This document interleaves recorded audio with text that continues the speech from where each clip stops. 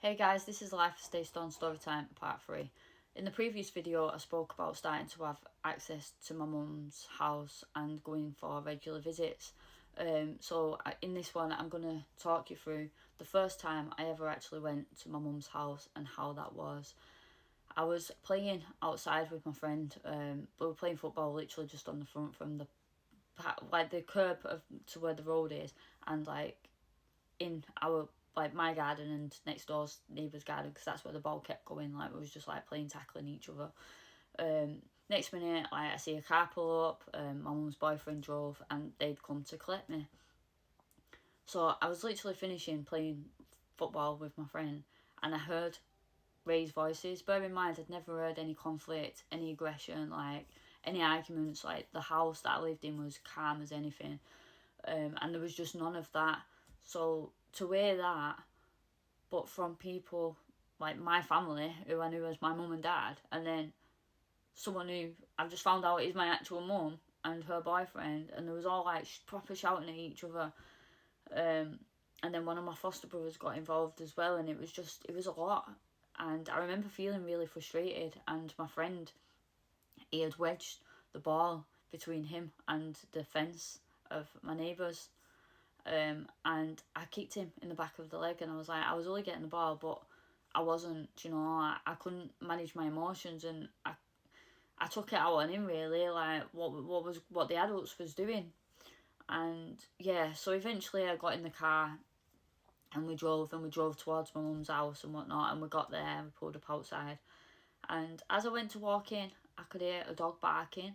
So I started crying and I wouldn't go through the front door because I was scared of dogs, and my mum had a pit bull as well, so it weren't a small dog, it was a big dog. And they then put it in the back garden, and I went in and my mum's house was full of people. So there was my mum's boyfriend, and then there was mum's boyfriend's mum, his sisters, his brother, and the house was just full.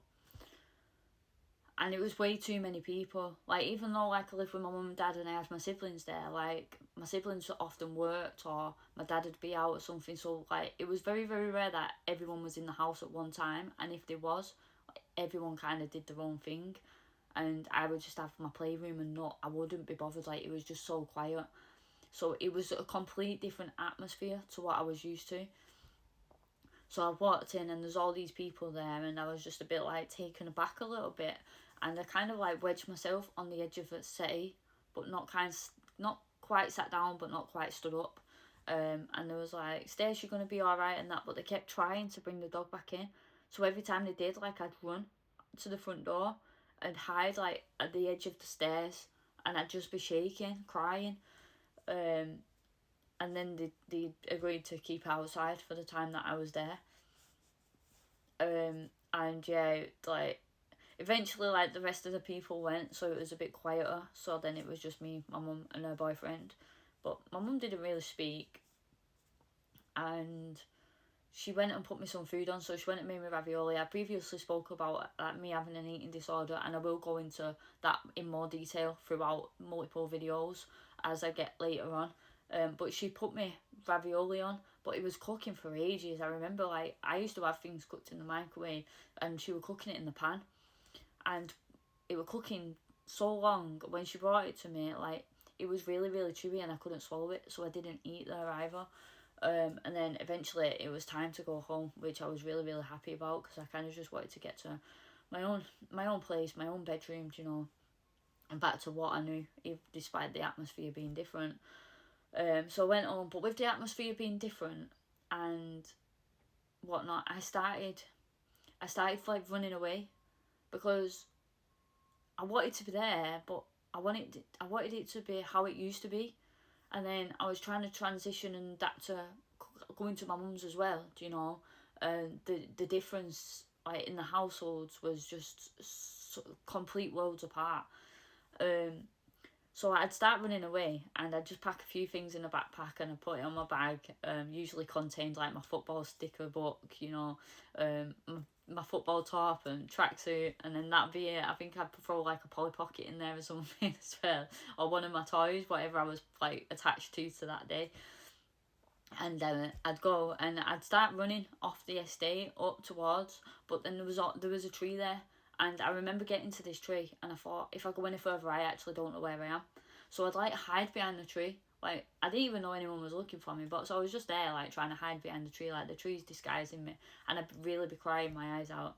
And next minute I remember, like, the first time I did it, my foster sister, she'd come looking for me, and she kind of popped her head round the tree, and like I don't know why I thought a tree could be. I was like, how did you find me? But it's funny when I look back now, but it wasn't funny at the time.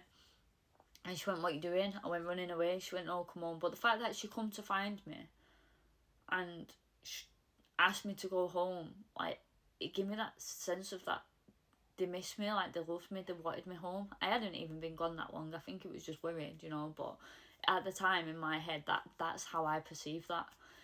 So I went back home and whatnot. And yeah, it was just it.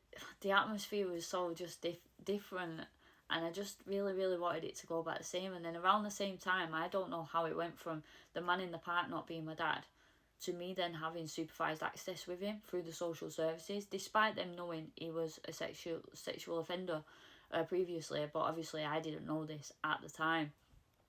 So I'd go there, and my sibling would be there, but he wouldn't really speak to me when I was there. And I think I only went for like 3 visits, and I didn't go after that.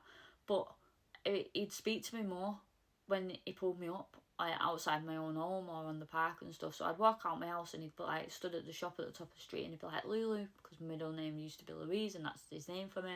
And I'd walk over, and he'd take me in the shop, and he'd buy me like all these different sweets, you know.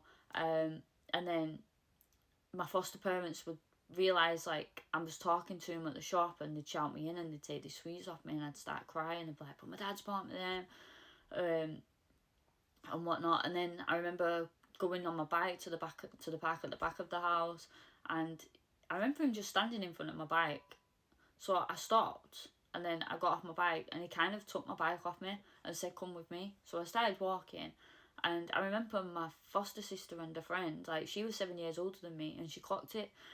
So she come running down, and she's got my bike back off him. And I actually just remember looking at her going like, you're really brave, like, you've just got my bike back, because I don't know where I was going or how I was going to get this bike back. Like, that, all that was running through my head, you know. So it was a really hard time within that short period of time. Bear in mind, like, I was only like 8 as well, so trying to navigate that. And I don't think the adults was actually taking into consideration like how that was affecting me, and all the confusion and the different emotions that was running through my mind at the same time.